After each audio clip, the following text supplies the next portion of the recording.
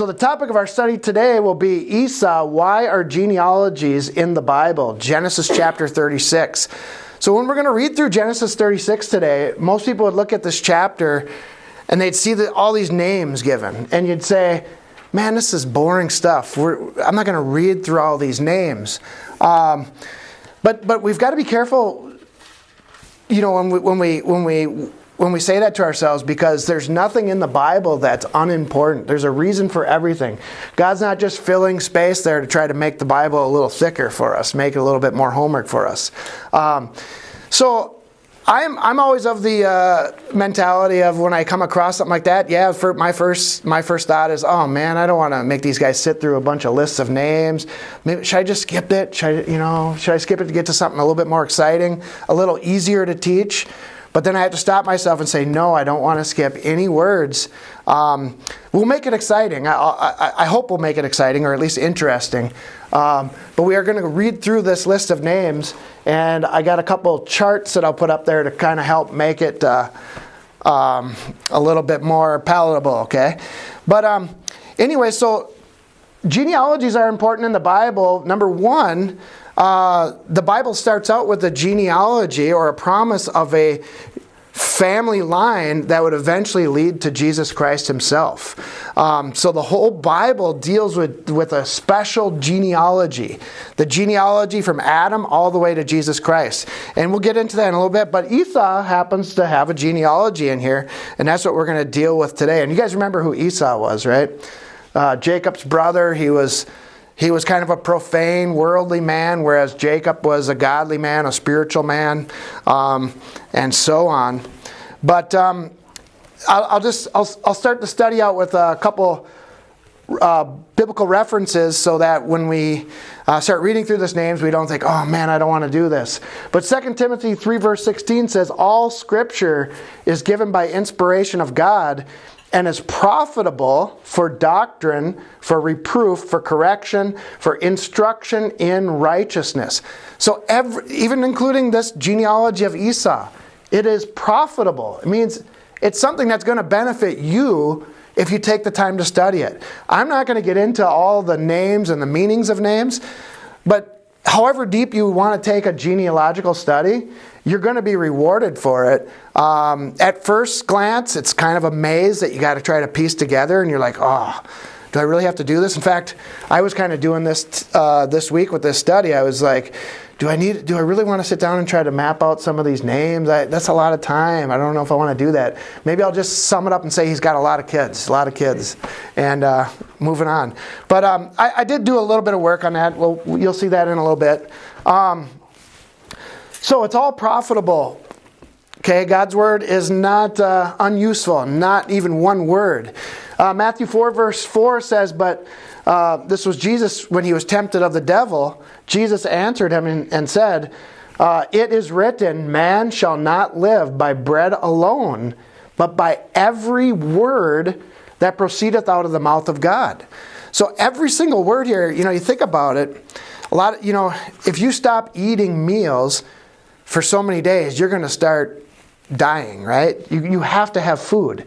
Well, people don't often think of the Bible as a daily meal. As you walk through it every day, you need that. Otherwise, you might be alive physically, but in your spiritual state, if the angels could see you, you're dead. You're like a skeleton walking around. But if you're eating God's word, now you're alive, you're full of light, you're full of energy, you're full of true love, I should say, instead of this fake love. You're full of everything that you need to sustain yourself spiritually speaking. So, with that said, I mentioned before the Bible actually starts out with a prophetic. The first prophecy of the entire Bible starts out with a prophetic promise of a certain family line that would ultimately lead to Christ. And the Bible it follows that family line. It doesn't deviate from it. So if you want to have a good picture of the Bible, it's a story of one man's family. Adam all the way down, and I'll show you that chart. Adam all the way down to Jesus. But verse 15 says, Genesis 3 verse 15 says, and I will put enmity or a warfare, a struggle between thee and the woman, and between thy seed and her seed. That was referring to Eve. And it shall bruise thy head, and thou shalt bruise his heel. So Eve was given this, Adam and Eve and us, we were given this prophecy that Eve's children would always be in this constant conflict or war with these other children, okay? With this other seed. You could think of it as the kingdom of God versus the kingdom of the Antichrist. There's always going to be this struggle, but there's only going to be this one small family on the earth that is struggling against this serpent's seed, okay? And you'll see, I actually have kind of an example of this right here. So I got an abbreviated family tree of Christ up here. It starts out with Adam, obviously, and it goes all the way down to Jesus Christ. Now what you see here is, remember, obviously Abel was here, but he died, so he didn't continue on in the family line because he had no progeny. But so you had Adam, Seth, and Cain, right? Now there's a debate whether Adam was, or whether Cain was Adam's son, or whether he was Satan's literal son. I believe he was. Genesis 4 is very clear that Cain was a son of Adam. But anyways, I just want you to, even if you disagree with me on that, just hold with me on this point. Because you see, all these different family lines. So, well, first off, we're reading about Esau today. Here's Esau's family line, right? It goes off to a certain extent, but then it ends. Okay? It ends. We're not really told so much more about him. Whereas this line all the way to Jesus Christ continues on. These other family lines, that we are given a little bit about them, and then they stop giving their genealogy because it's not important as far as the promise of the coming seed is concerned. It was important for us to know who these families were so we could understand where the nations of the earth came from. And it establishes the Bible as a factual, truthful, historical record of the heavens and the earth.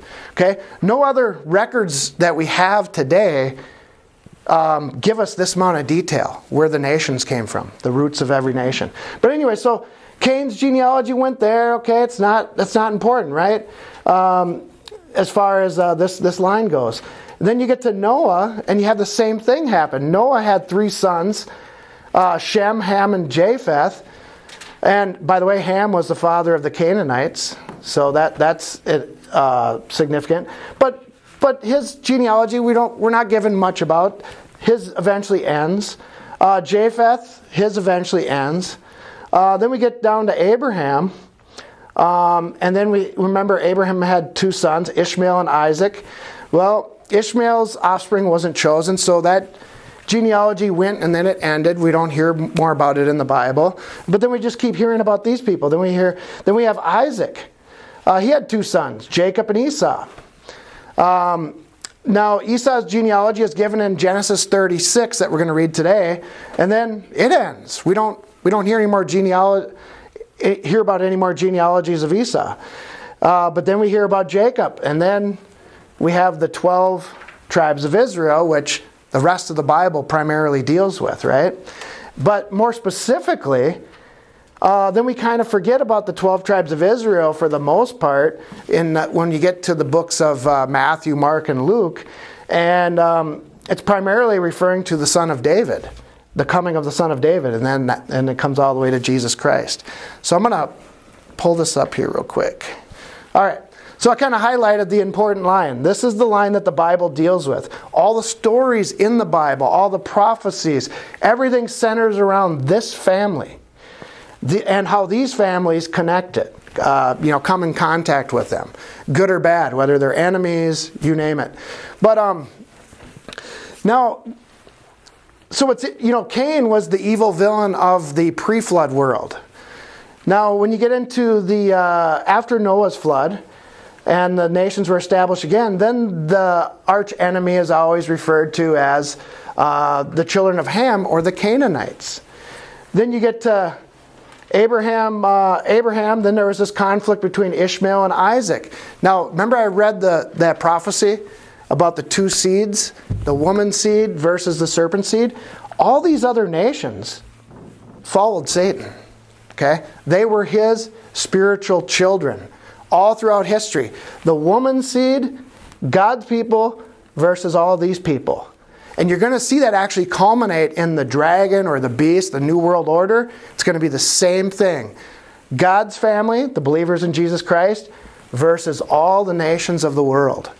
And these actually came, like Esau, he was actually from Abraham. He was a son of Abraham. But he wasn't the chosen line. He was a worldly, ungodly man. Remember there was that verse that said, Jacob I loved. God said, Jacob I loved, but Esau I hated. So anyways, there's a reason for all of that. And if you could lock this in your mind when you're studying any book of the Bible, this abbreviated family of Christ, it's going to make everything make a lot more sense to you. For instance, Revelation chapter 12 verse 1 says, and there appeared a great wonder in heaven, a woman, remember that woman?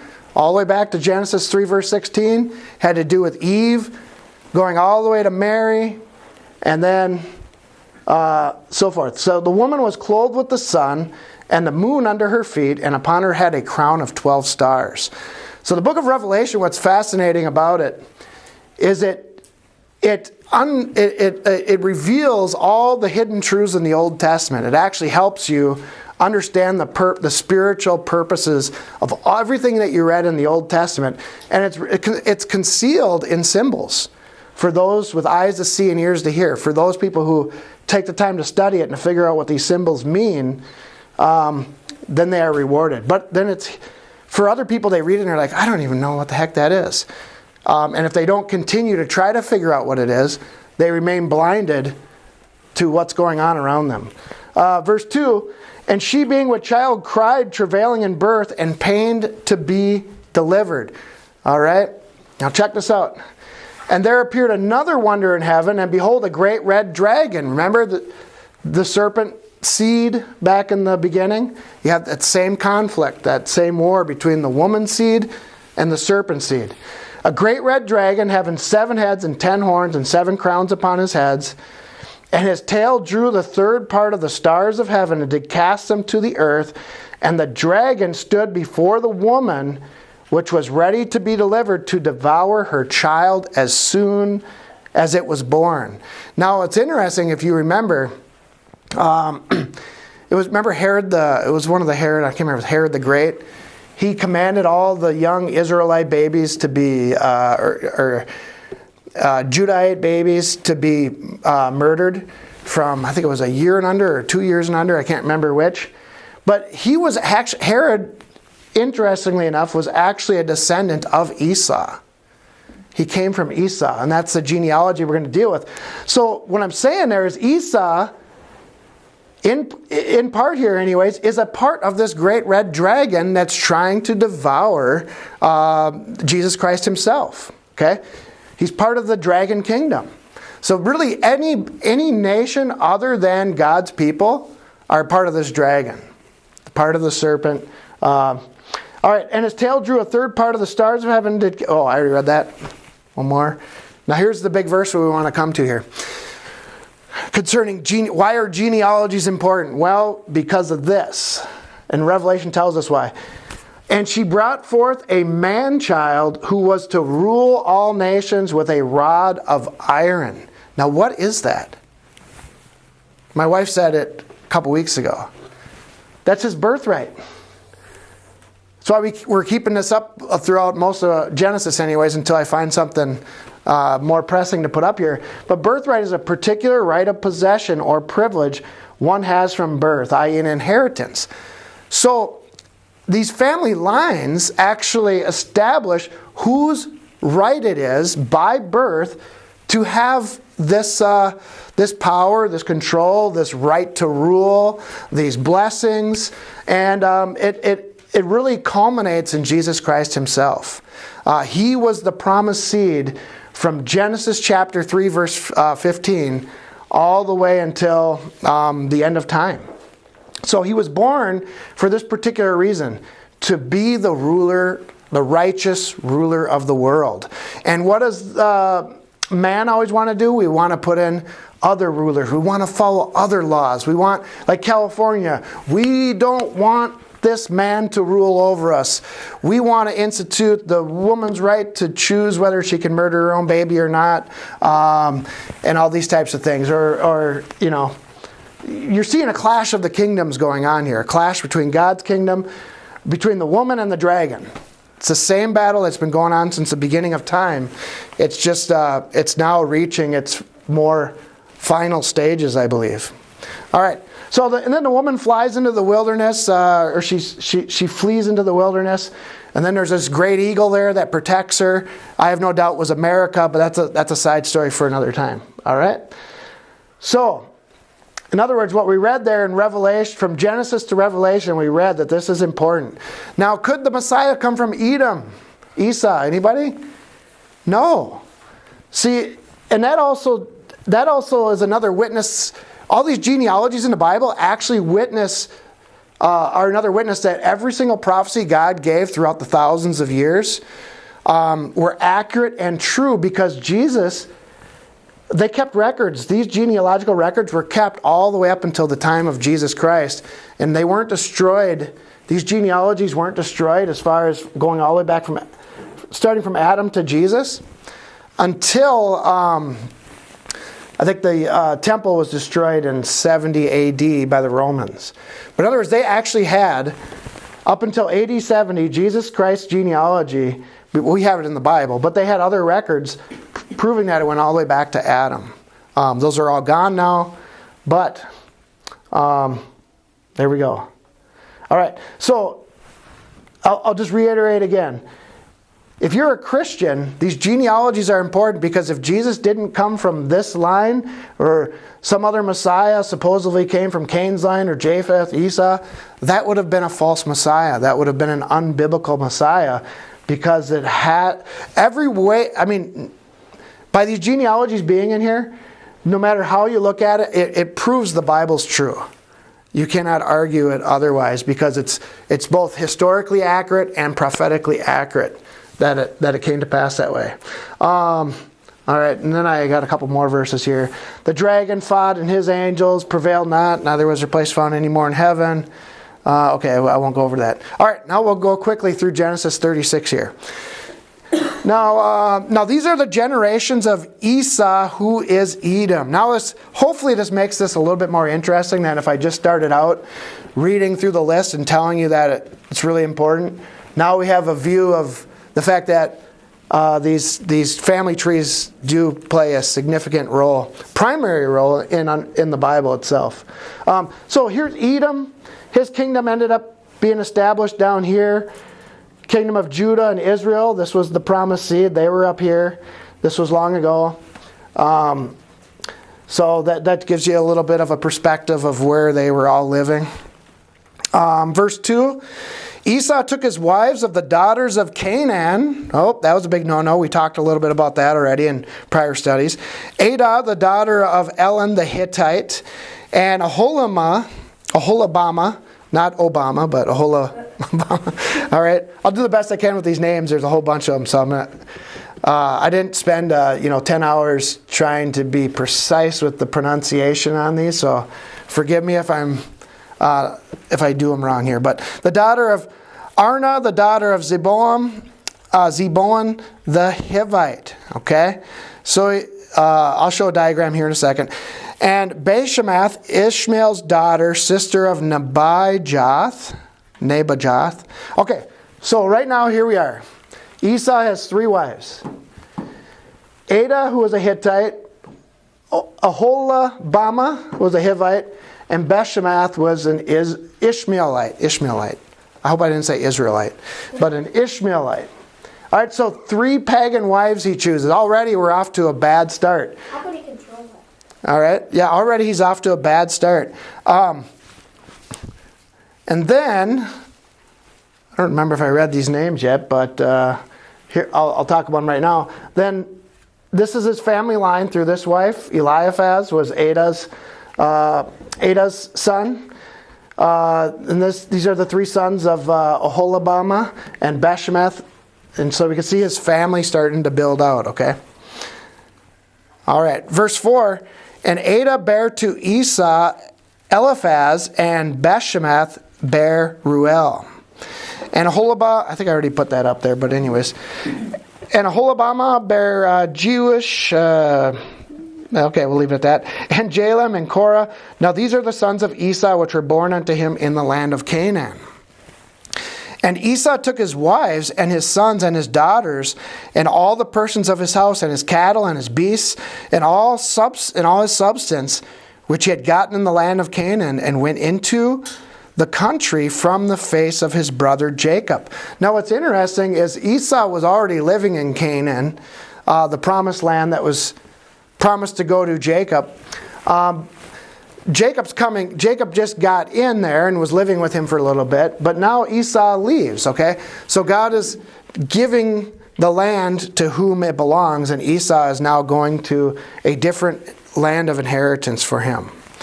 Verse 7, for their riches were more that they might dwell together, and the land wherein they were strangers could not bear them because of their cattle. So both Jacob and Esau were very rich men. They had great families, they had great wealth, and there wasn't enough space for them to live together, so it was best for them to separate, okay? Verse 8, thus Esau dwelt in Mount Seir. Esau is Edom. Now, it's interesting, it says that Esau is Edom. Now, when you're going to read a lot of prophecies throughout the Bible that mention Edom, okay? So this no doubt makes it easy for us so we don't mistake that the Edomites or the nation of Edom came from Esau. It's really all it's saying there. And again, here we have it here. The kingdom of Edom. That's Esau. Edom is Esau. Verse 9, and these are the generations of Esau, the father of the Edomites in Mount Seir. Okay, now, so he first had his children. That first chart was all the children that he had. Was it children and grandchildren? I can't remember which. But that was his family line that he had up until that point. He moves. And now we're going to deal with his family line after he moved into this place called Mount Seir. These are the names of Esau's sons. Eliphaz, the son of Ada, the wife of Esau. Ruel, the son of Bashemath, the wife of Esau. And the sons of Eliphaz were Teman, Omar, Zepho, and Gatam, and Kenaz. And Timnah was a concubine to Eliphaz, Esau's son, and she bare to Eliphaz, now check this out, Amalek. These were the sons of Ada, Esau's wife. Okay? All right. And these were the sons of Ruel, Nahath, Zerah, Shammah, and Mizah. These were the sons of Bashemath, Esau's wife. And these, verse 14, and these were the sons of Aholibamah, the daughter of Anah, the daughter of Zeboam, Esau's wife, and she bare to Esau Jish, and Jalam and Korah. All right, so we'll sum that up. I know it gets kind of confusing and all these names. Who the heck were? Let's just tie it together. What we got going on here so far. So this is what we have here so far. So before Esau left the land of Canaan, he had his family line went up to here, right? He had his sons, okay, his sons. Now here are his grandchildren through these wives, okay? What's interesting here is Amalek here that we just read about was an ancestry enemy of Israel. And we find that in Exodus chapter 17 and Deuteronomy chapter 25. And I'm just going to go there really quick so we learn about this Amalek guy. And Joshua, in Exodus chapter 17, verse 13, I'm just going to jump over there real quick. And Joshua discomfited or defeated Amalek and his people with the edge of the sword. And the Lord said unto Moses, write this for a memorial in a book and rehearse it in the ears of Joshua, for I will utterly put out the remembrance of Amalek from under heaven. Okay? So this grandson of Esau was a very evil character. He treated the Israelites bad, and God was very upset with him, and he says, I'm just going to blot this guy out. He's not going to have a nation anymore. No more family line for that guy, okay? So another thing we see here, when we're given genealogies like this, God deals with nations. Today, like the modern church today doesn't ever talk about national politics and national policies, current events. They just say, I just believe and be saved and love Jesus, and they say it over and over and again. But that doesn't tell the whole story. This is a dramatic story of all these families that God, formed and is dealing with. And this Amalek guy, these grandchildren of Esau, end up being some very bad characters, okay? Remember, God said, Jacob I loved and Esau I hated. Well, one of the reasons he hated Esau, he was saying it prophetically, is he knew that Esau was going to have some rotten kids that were going to do some pretty bad things, okay? Again, I can liken Amalek to like a Cain of the pre-flood world. Amalek was really no different than Cain. He was a bad, wicked, evil leader. And you see that run throughout all of history. You have the woman seed, the godly people, and you have the ungodly seed, which are referred to, I believe, as the serpent seed. All connected even in the same family, they're just branching out. They just branch out. All right.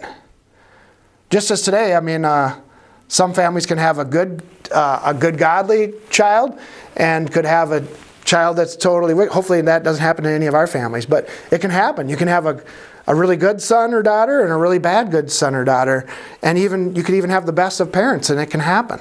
It's happened all throughout history. In fact, it even happened to God himself when he created Satan. God was not an uncaring father. He did everything he could for Satan, but yet Satan still went bad. So that's the consequence, if you would, of free will. It's a necessary thing, but people have the right to make their own choice. Deuteronomy 25 verse 16 was another prophecy that had to do with this Amalek. For all that do such things and that do unrighteously are an abomination unto the Lord thy God. California, right? Remember what Amalek did unto thee by the way when you are come forth out of Egypt. Okay? So God remembered what Amalek did. It's a personal thing. He knows about these different families on the earth. And he's likening Amalek to an example of somebody who's unrighteous, okay? And God's saying, don't be like Amalek, okay? Even in the law itself, don't be like an Amalek who, let me see if it says here. It says right here, how he met thee by the way and smote the hindmost of thee, even all that were feeble behind thee, when thou wast faint and weary, and, now check this out, and he feared not God. And that's one thing you'll see of all the branches. Now today, it doesn't matter what family you are, you can be of Esau, and if you believe in Jesus Christ, you become part of that line that I showed there. You become an adopted son or daughter of Abraham through Jesus Christ. But the point is here, what was Amalek? He was somebody who feared not God. He treated the Israelites poorly. He attacked them when they were very vulnerable. They were just coming out of Egypt, and they were supposed to be closely related. Think about that. Esau was Jacob's brother. They were family. These nations were family related to each other, yet Esau's descendant ended up attacking his own family member as he was getting away from Egypt. I mean, that was a very terrible thing to do. And he did it because he feared not God. Now, you can think of Amalek today as a type of that evil line. They don't fear God. You have the godly line that fears God and the ungodly line that fears not God. Remember, Cain did not fear God, right? He even smarted off to God. He even said, after he killed Abel, he said, I don't know. God asked him where Abel was. And he said, I don't know where he is. Am I my brother's keeper? You know, that mentality of, I don't fear God. He can't do anything to me. We see that a lot today. And that's why Jesus would say later on to the Pharisees, who didn't fear God, but who pretended to be servants of God, he called them offspring of vipers. They said, well, we're Abraham's children. We're of the godly line. We're of this great family line. And God said, well, I know you're of Abraham's seed, but if you were Abraham's children, you would do the works of Abraham. But you don't do that. He said, but you rather do the works of your father, who is Satan. Okay?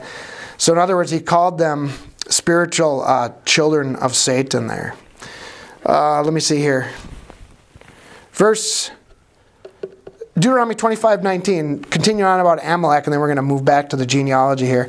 Therefore it shall be, when the Lord thy God hath given thee rest from all thine enemies round about, in the land which the Lord thy God giveth thee for an inheritance to possess it, that thou shalt blot out the remembrance of Amalek from under heaven, thou shalt not forget it. Okay? So Amalek would be completely wiped out and removed. Okay? I was going to say one thing. This is just supposition. Some people believe that Esau and Edom mean red, and they liken Esau today, prophetically today, to the nation of Russia. That's just an interesting thought in passing. Verse 15. These were the dukes of the sons of Esau, the sons of Eliphaz, the firstborn son of Esau, Duke Teman, Duke Omar, Duke Zepho, Duke Kenaz. Okay, we're getting there. Duke Korah and Duke Gadam and Duke Amalek. These are the dukes that came of Eliphaz in the land of Edom. These were the sons of Ada. So what we're going to read here is all these different dukes. A duke was a leader, a big, powerful dictator type of a figure, okay? It's important to understand that because we're going to tie that in here with a little bit of a lesson. 17, and these are the sons of Ruel, Esau's son, Duke Nahath, Duke Zerah, Duke Shammah, Duke Mizah.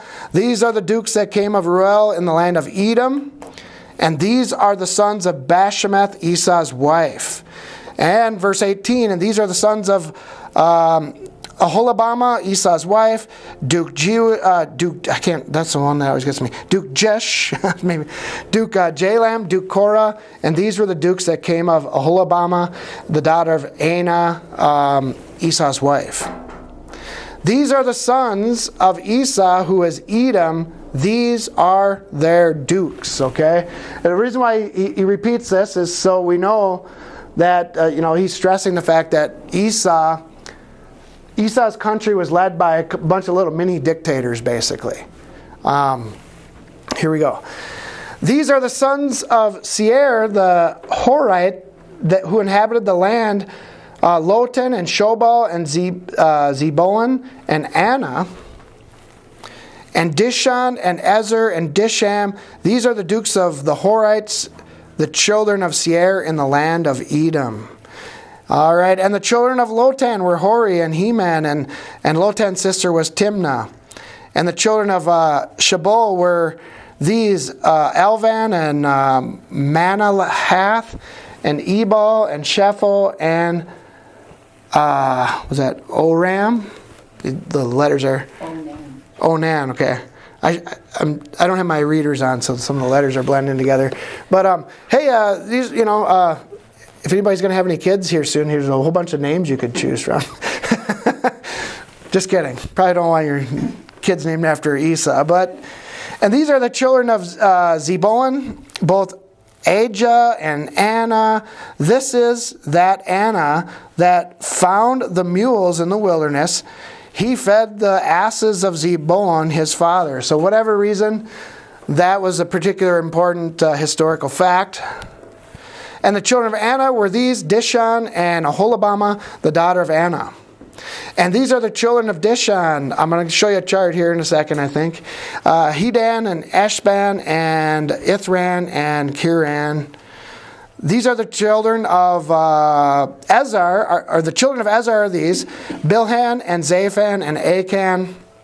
The children of Desh, now this is interesting now. The children of Dishan are these, Uz and Aran. Now, remember the whole book of Job? We learned that he was in the land of Uz. That whole book took place in that land. So the point is this genealogy establishes the fact that Uz was a land that was initiated by, or the land that was initially inhabited by children of Esau.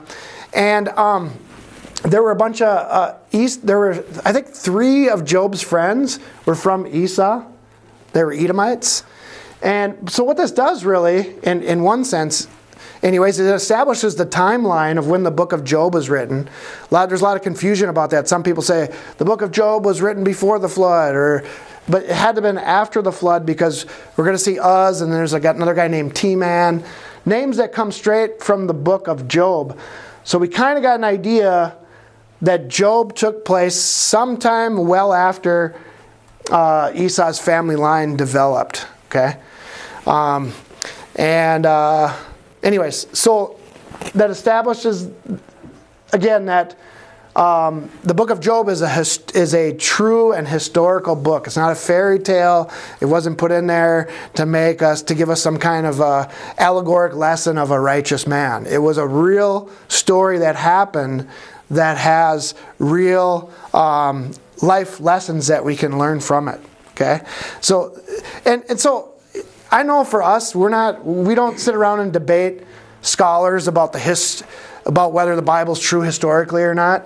But these things are important for those people. Those people, we have some good biblical Christians that really, that's not me. I mean, I like to touch on it and get a summary of it. But there are people that we need to be able to fight these guys and say, no, this is historically true because this guy lived during that time, and they can put all the pieces together. It's like a puzzle. If you put all the pieces together, and the genealogies help, you hear about the missing link, the evolutionists. But the genealogies really are, in a sense, a missing link to history. And when you got the genealogies there, they make everything fit together pretty nicely. Verse 29, these are the dukes that came of the Horites: Duke Lotan, Duke Shabal, Duke Zeboan, Duke Anna, Duke Dishan, Duke Ezer, Duke Dishan. These are the dukes that came of Hori, among the dukes in the land of Seir. All right, you guys made it this far. So basically, we had this whole family line. I don't have enough room to connect where each one of these dukes came from, but they came from this family line, okay? So in other words, Esau had a bunch of dukes, a bunch of little dictators, a bunch of chieftains that ruled over their people. And we really kind of see that even in Russia today, which is interesting. They've never had a free representative republic. They've always had dictators dictate to them what's going on. And today, what's interesting today, and here's the thing. We're supposed to look at Esau's nation, and this should be an example of what not to do. We're not supposed to have dukes over us. And America was founded as the complete opposite, because it was founded on biblical principles. And the biblical principles are representative government, starting first with the family and going all the way up, where everybody has a say in things. Not so with Edom, not so with the Edomites. They had these dukes. They would tell you, you're going to do this and that, whether you like it or not. Submit, kind of like California in a way, I guess. But we're leaning more and more towards wanting to be like Esau rather than Jacob in America today. This is now becoming our model family. Oh, I want to be like these guys. They were rich. They had all these things. They had all these powerful leaders. The government would just take care of us like the dukes did, and so forth. Rather than Jacob, who kind of lived on the edge. There wasn't always this obvious security of food and things like that. They were put to the test. Whereas Edom kind of lived, they had enough to get by, didn't have any freedom, but at least, hey, they had food to eat. That's kind of how the Russians have existed since the time of the Soviet Union. Verse 31. Now, here's one of the most important verses of this chapter. And these are the kings that reigned in the land of Edom before there reigned any king over the children of Israel. So, like I said, we don't want to be like the Edomites in that they wanted men to rule over them. Now, this was the Edomites had their kings before the children of Israel. So the Israelites should have been able to look at their nation and say, like I said before, we don't want to be like them. We want God to rule over us. So that's why this verse was put in there. But the Israelites did not take this warning. In fact, they didn't look at Esau and say, I don't want to be like them. And instead, they looked at Esau and they said, we want to have kings like Esau has. We want men to rule over us. And then God was heartbroken because of it and said, fine, I'll give you a king then. You take Saul. And then king after king of Israel was a great disappointment to the nation.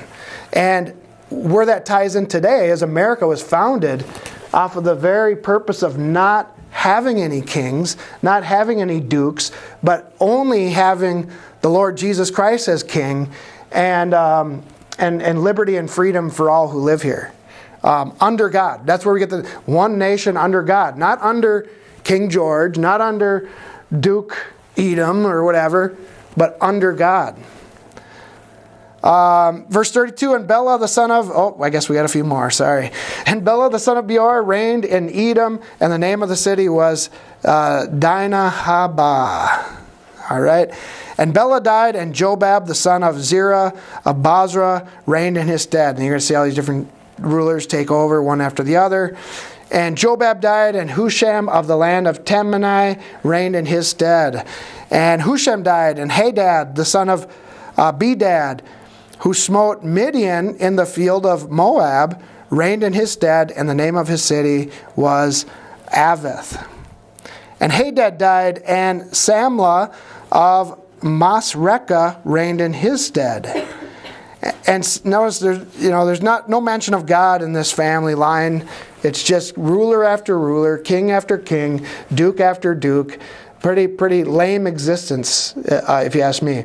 And Samlah died, and Saul of Rehoboth by the river reigned in his stead. And Saul died.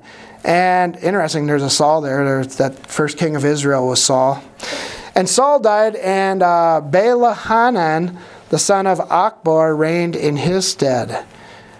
And Baal-Hanan, the son of Achbor, died, and Hadar reigned in his stead, and the name of his city was Pau, and his wife's name was Mehetabel, the daughter of Matred, the daughter of Mezahab. And these are the names of the dukes that came of Esau, according to their families, after their places by their names: Duke Timnah, Duke Alva. You got this word Duke mentioned over and over again. Duke Jethath, Duke Aholabama, Duke Elah, Duke Pinan, Duke Kenaz, Duke Teman, Duke Mizbar, Duke, sorry if this almost kind of put you in a trance here, hearing the word Duke so many times. Duke Magdiel, Duke Aram. These be the dukes of Edom according to their habitations in the land of their possession. He is Esau, the father of the Edomites. All right, so we made it through there. In conclusion there, we see this family line that's important historically, but not important spiritually. The line goes out, that's the end. You don't hear anything more about Esau's family line. You will hear of different characters in the Bible that came from Edom, but no more genealogies. You'll hear of Herod the Great and characters like that came from this ungodly line. So, the rest of the Bible will deal with the genealogies, will go all the way to Jesus Christ. Now, I'm going to say this is an abbreviated family tree of Christ. There were many more descendants in between, like Judah, David, and Christ. I don't have those there. I was just wanted you to know that, so you weren't thinking that there was only that many generations. I think there was 42 generations or something from David to Christ. If I can't remember, but it's actually stated how many generations there were in the New Testament. In fact, the beginning of the New Testament starts out with Jesus Christ's genealogy going all the way back to Adam. Okay, so it starts out. All right. Anybody got any questions or comments?